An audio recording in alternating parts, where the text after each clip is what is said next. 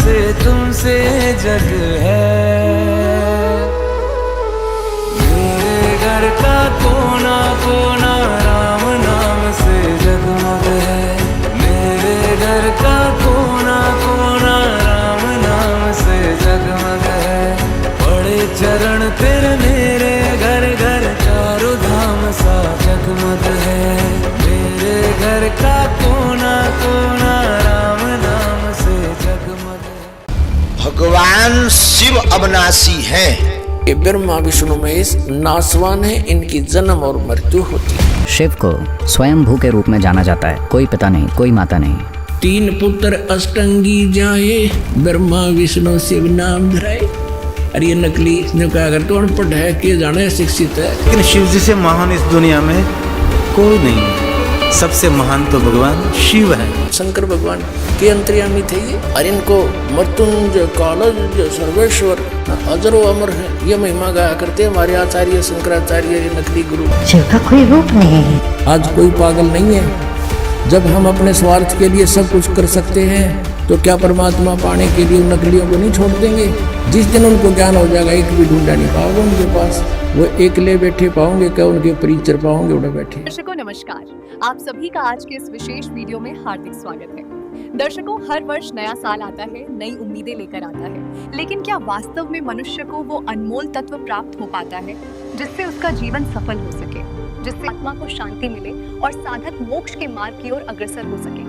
वर्तमान समय में अनेक तथाकथित धर्मगुरु समाज में फैले हुए हैं जिनका सच्ची भक्ति से कोई लेना देना नहीं है। ये लोग साधकों को अधूरा और गलत ज्ञान देकर उन्हें अंधश्रद्धा और भ्रम के मार्ग पर ले जा रहे हैं। सच्चा मार्ग क्या है और शास्त्रों के अनुसार सही भक्ति विधि क्या होनी चाहिए, इससे अनजान रहकर जीवन भर संघर्ष करते रहते हैं। दर्शकों, हम आपके लिए लेकर आए हैं सही मार्ग का सच्चा ज्ञान, शास्त्र सम्मत भक्ति साधना की जानकारी है, जो न केवल इस जीवन को सुखमय बनाती है बल्कि मोक्ष की दिशा में भी मार्गदर्शन करती है। हमारी आशा है कि आप इस ज्ञान को समझेंगे, परखेंगे, जो सद्भक्ति और सद्गुरु के तत्व ज्ञान से परिपूर्ण हो।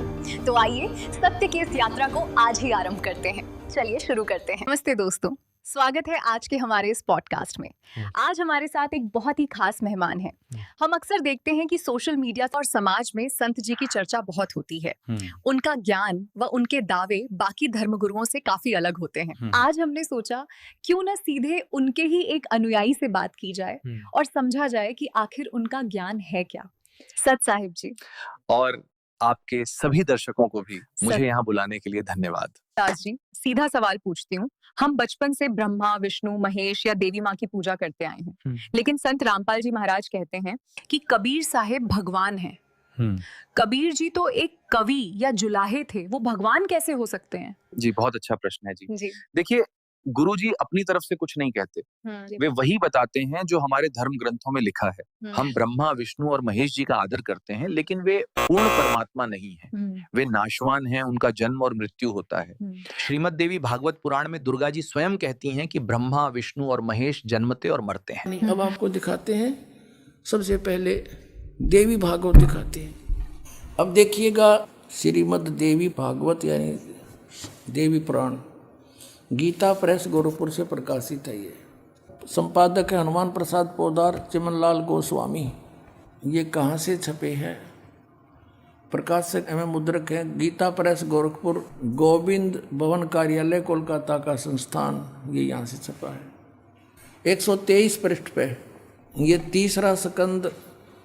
यहाँ पर भगवान विष्णु अपनी माता दुर्गा की महिमा स्तुति कर रहे हैं। तुम शुद्ध स्वरूपा हो, यह सारा संसार तुम्ही से उद्भासित हो रहा है। मैं ब्रह्मा और शंकर हम सभी तुम्हारी कृपा से विद्यमान हैं। हमारा आविर्भाव जन्म, आविर्भाव माने जन्म, तिरोभाव माने मृत्यु हुआ करता है।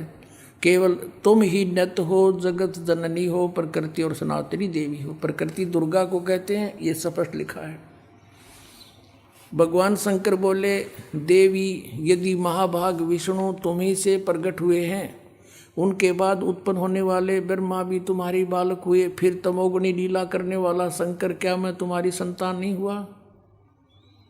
अर्थात मुझे भी उत्पन्न करने वाली तुम ही हो शिवे। संपूर्ण संसार की सृष्टि करने में तुम बड़ी चतुर हो। इस संसार की सृष्टि स्थिति और संहार में तुम्हारे गुण सदा समर्थ हैं। उन्हीं तीनों गुणों से उत्पन्न हम ब्रह्मा विष्णु एवं शंकर नियमानुसार कार्य में तत्पर रहते हैं। अब आप जी ने ये पवित्र श्री देवी भागवत देखा। श्रीमद् देवी भागवत यानी देवी पुराण में 5 कंसेप्ट क्लियर हो गए। ब्रह्मा विष्णु महेश की जन्म मृत्यु होती है, ये अविनाशी नहीं है। इनकी माता दुर्गा है। दुर्गा को प्रकृति भी कहते हैं। 3 तो ये हो गए। चौथा ये है कि रजगुण ब्रह्मा, सतगुण विष्णु, तमगुण शिव जी हैं। और 5वां ये हो गया कि ये ब्रह्मा विष्णु महेश केवल वर्क डन ही दे सकते हैं, ये किसी का संकट निवारण नहीं कर सकते। जहां तक कबीर साहब की बात है, लेकिन असल में वे ही सृष्टि के रचयिता हैं। वो सिर्फ एक कवि नहीं बल्कि पूर्ण ब्रह्म है। ये तो काफी चौंकाने वाली बात है। मतलब हम अब तक जिन्हें सर्वोच्च मान रहे थे वो सर्वोच्च नहीं है। गीता जी के अध्याय 15 के श्लोक 1 से 4 में भी यही लिखा है कि जो उल्टे लटके हुए पीपल के वृक्ष को मूल सहित जानता है वही वेद का जानने वाला है, और वो जड़ पूर्ण परमात्मा कबीर साहब हैं। बाकी तना और शाखाएं तो तीनों गुण हैं। रजगुण ब्रह्मा, सतगुण विष्णु, तमगुण शिव हैं। अब हम फिर 15वें अध्याय के प्रथम मंत्र में फिर आगे हैं। ऊर्ध्व मूलम, ऊपर को जड़, और अधः शाखम, नीचे को शाखा वाला, अश्वत्थम पराहु अव्यम, ये संसार रूपी पीपल का अविनाशी वृक्ष कहा है। छंदासी यस्य प्रणानी, इसके जो पत्ते आदि जो हैं इसके छंद हैं, विभाग हैं, पार्ट हैं। ये तम वेद, उन सभी भागों को जो जानता है, तम उन उस अज्ञान अंधकार में छपे हुए उन सब विभागों को जानता है। स वेदवित, वह वेद के तात्पर्य को जानने वाला है, अर्थात वो तत्वदर्शी संत है। ये देखिएगा, आदि पुरुष परमेश्वर रूप मूल वाले, ये भाव कहने का ये है कि ऊपर को जो जड़ है ये वाली, ये ऊपर को जो जड़ है ये तो समझो ऊर्ध्व मूलम तो है आदि पुरुष परमेश्वर यानी परम अक्षर ब्रह्म, ये तो है वो सच्चिदानंद घर ब्रह्म समझो, ये जड़ें तो। और ये तना अक्षर पुरुष, ये परम अक्षर पुरुष, ये तना अक्षर पुरुष। ये देखिएगा, ये पूर्ण ब्रह्म कहो, परमेश्वर कहो, परम अक्षर ब्रह्म कहो या सच्चिदानंद घन ब्रह्म कहो, ये जड़ें हैं। जैसे ये जड़, ओनली जड़, और फिर इसके बाहर जो जमीन से बाहर दिखाई देता है इसको पेड़ बोलते हैं। गीता ज्ञान दाता ने केवल इतना ही कहा कि ऊर्ध्व मूलम, ऊपर को जड़ और नीचे को शाखा वाला, ये संसार रूपी पीपल का वृक्ष कहा है। और जो संत इसके सभी छंद यानी विभागों को जानता है, स वेदवित, वो तत्वदर्शी संत है।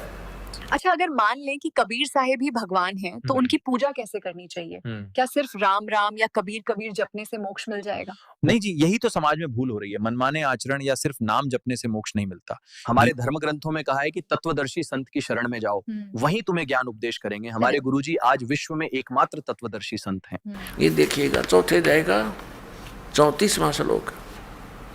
उस ज्ञान को जो सच्चिदानंद घन ब्रह्म ने स्वयं आकर के बोला है, उस ज्ञान को, उस तत्व ज्ञान को तू तत्वदर्शी ज्ञानियों के पास जाकर समझ, उनको भली भांति दंडवत प्रणाम करने से, उनकी सेवा करने से और कपट छोड़कर सरलता पूर्वक प्रसन्न करने से वे परमात्म तत्व को भली भांति जानने वाले ज्ञानी महात्मा तुझे तत्व ज्ञान का उपदेश करेंगे। अपने आत्माओं कितना कंसेप्ट क्लियर कर दिया। गीता ज्ञान दाता अपने से अन्य कोई परम अक्षर ब्रह्म के विषय में कह रहा है कि वो सच्चिदानंद घन ब्रह्म आकर के अपने मुख कमल से ज्ञान देता है और वो तत्व ज्ञान है।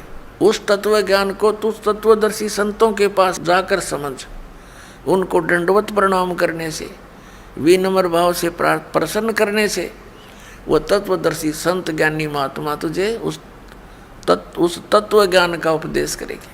तत्वदर्शी संत नाम दीक्षा देते हैं जो 3 चरणों में होती है। गीता अध्याय 17 श्लोक 23 में लिखा है ओम तत्सत, ये सांकेतिक मंत्र हैं।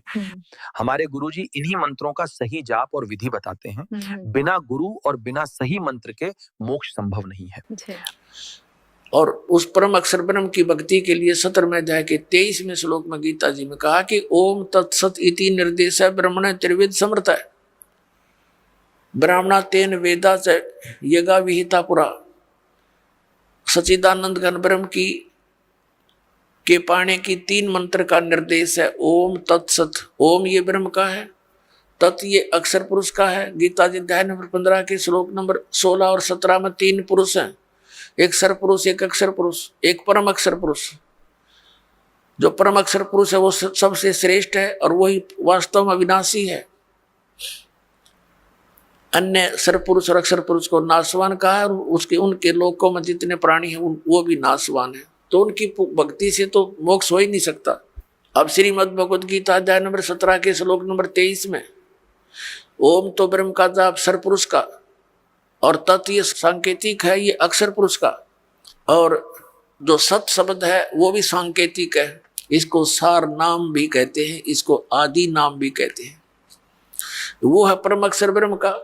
तो इन तीनों मंत्रों की मजदूरी से, इन तीनों मंत्रों की साधना से हम भगवान प्राप्त कर सकते हैं, उस मोक्ष सफल प्राप्त कर सकते हैं, वो सुख प्राप्त कर सकते हैं जिसके विषय में वर्णन किया गया है।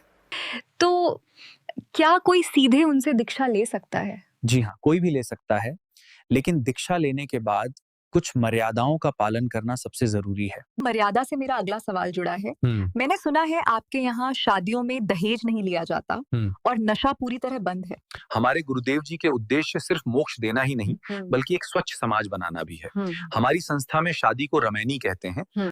इसमें न कोई बैंड बाजा होता है, न बाराती और न ही 1 रुपए का दहेज। मात्र 17 मिनट में गुरुवाणी के पाठ के साथ शादी संपन्न हो जाती है। सोचिए, आज बेटी का पिता कर्ज में डूब जाता है लेकिन संत जी के शिष्यों को ये चिंता नहीं है। जी, वर्तमान में समाज के अंदर बहुत सी बुराइयां देखने को मिलता है। नशा है, आज के युवा तो इसके बिना रह नहीं पाते।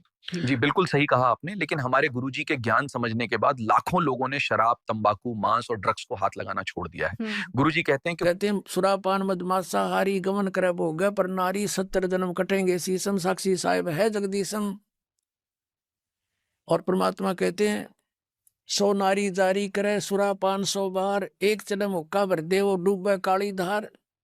ये तमाकू के अंदर इतना दोष है कि एक पर स्त्री गमन करने वाले का 70 जन्म तक अंधा हो डोले, पर द्वारा स्त्री का खोला 70 जन्म अंधा हो डोले। सुरापान मदमासा हारी और जो गमन करें भोगे पर नारी 70 जन्म कटेंगे शीशम साक्षी साहिब है जगदीशम। जो ऐसे पाप करेंगे उनके 70 जन्म तो लगातार वो बलि के बकरे बनेंगे। यानी नशा और व्यभिचार करने वाले को भयंकर पाप लगता है। हमारे यहाँ हुक्का पानी सब बंद है। एक भगत का जीवन बिल्कुल सात्विक होता है। ये सब सुन के तो बहुत अच्छा लग रहा है, लेकिन आज के जमाने में ढोंगी बाबा बहुत हैं। एक आम इंसान कैसे भरोसा करे कि आपके गुरुजी ही सच्चे हैं? विश्वास अंधा नहीं होना चाहिए, आंखों देखा होना चाहिए। हमारे गुरुजी कहते हैं मेरी बात मत मानो, अपने धर्म ग्रंथ खोलो और मिलाओ। क्या आज तक किसी और गुरु ने आपको प्रोजेक्टर पे वेद, गीता, कुरान और बाइबल खोल के दिखाई है? नहीं। गुरुजी ने सभी धर्मों के ग्रंथों से एक ही भगवान को सिद्ध किया है। कई भविष्यवक्ता जैसे नास्त्रेदमस ने भी भविष्यवाणी की थी कि एक शायरेन पूरब के देश से आएगा जो पूरी दुनिया को एक करेगा। वो निशानियां हमारे गुरुदेव जी पर बिल्कुल सटीक बैठती हैं।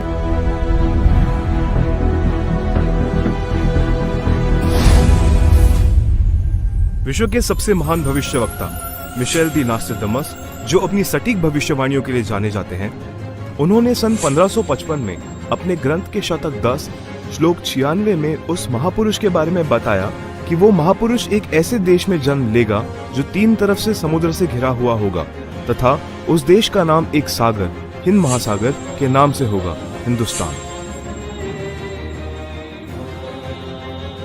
दोस्तों, विश्व में हिंदुस्तान ही ऐसा देश है जो 3 ओर से सागर से घिरा है तथा हिंदुस्तान ही एकमात्र देश है जिसका नाम किसी सागर के नाम से मेल करता है, हिंद महासागर। फिर शतक 20 श्लोक 25 में कहा कि वो महापुरुष हिंदुस्तान में पैदा होगा। वो महापुरुष एक ऐसे प्रांत में जन्म लेगा जिसमें 5 नदियां बहती हों। ये उल्लेख उन्होंने शतक 1 श्लोक 50 में किया है। हिंदुस्तान का पंजाब ही एकमात्र ऐसा प्रांत है जिसमें 5 नदियां बहती हैं। इन्हीं के नाम से पंज और आप पंजाब नाम रखा गया है। नदियों के नाम सतलुज, व्यास, रावी, झेलम, चेनाब। नोस्ट्राडेमस ने अपने शतक 5 श्लोक 41 में बताया कि उस महापुरुष द ग्रेट शायरन की 4 संतानें होंगी, जिसमें 2 पुत्र और 2 पुत्रियां होंगी। उस महापुरुष के बारे में एक और रहस्य उद्घाटन करते हुए नोस्ट्राडेमस ने शतक 5 श्लोक 41 में लिखा है कि उस महापुरुष की माताएं 3 बहनें होंगी। नोस्ट्राडेमस ने शतक 6 श्लोक 70 में लिखा है कि मैं छाती ठोक कर कहता हूँ कि वो महापुरुष ऐसा ज्ञान बताएगा जो आज से पहले किसी ने नहीं सुना होगा। उसके ज्ञान को सुनकर सभी विद्वान कहलाने वाले धार्मिक गुरुओं को नतमस्तक होना पड़ेगा। एक बेहद हैरान कर देने वाली भविष्यवाणी नोस्ट्राडेमस ने उस महापुरुष को लेकर करते हुए शतक 1 श्लोक 50 में कहा कि उस महापुरुष पर देशद्रोह अथवा राष्ट्रद्रोह समझकर लोग नफरत करेंगे, लेकिन बाद में सच्चाई जानने के बाद उससे बेहद प्रेम करेंगे। उसके द्वारा स्थापित आदर्श और विचारों का बोलबाला हर जगह हो जाएगा। नोस्ट्राडेमस ने शतक 20 श्लोक 25 में कहा है कि वह ना तो क्रिश्चियन होगा ना मुसलमान होगा, वो केवल हिंदू ही होगा।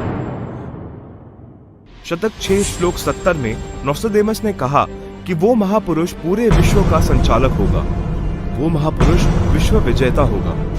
शतक 2 श्लोक 79 में बताया है कि वो महापुरुष सर्व समाज से सत्य साधना करवाएगा। वो महापुरुष अपनी सत्य साधना बताएगा तथा इस क्रूर भूमि काल लोक से मुक्त करवाएगा। शतक 1 श्लोक 50 में कहा है कि वो महापुरुष अपने ज्ञान के बल से सब राष्ट्रों को नतमस्तक करेगा और उसके प्रचार को रोकना नामुमकिन होगा। मैं नोस्ट्राडेमस आपको स्पष्ट कर दूं कि उस महान संत की उपेक्षा न करें। उस महान संत को आराध्य देव मानकर उसकी पूजा करना आपके लिए बहुत हितकारी होगा, क्योंकि वो आदि पुरुष परमेश्वर का अंश, दुनिया का तारणहार होगा। दास जी, आपसे बात करके बहुत नई जानकारियां मिली। अगर कोई दर्शक इस ज्ञान को गहराई से जानना चाहे या दीक्षा लेना चाहे तो वो क्या करे? वे हमारी पुस्तक ज्ञान गंगा या जीने की राह पढ़ सकते हैं। ये निशुल्क मंगवाई जा सकती है। इसके अलावा निम्न YouTube चैनल पर सत्संग सुन सकते हैं। याद रखिए, मनुष्य जन्म अनमोल है, इसे सत्य की खोज में ही लगाना चाहिए। तो दोस्तों, ये थी एक छोटी सी चर्चा संत जी की विचारधारा पर। फैसला आपका है। किताबें उठाएं, जांचें और सत्य को परखें। अगले एपिसोड में फिर मिलेंगे।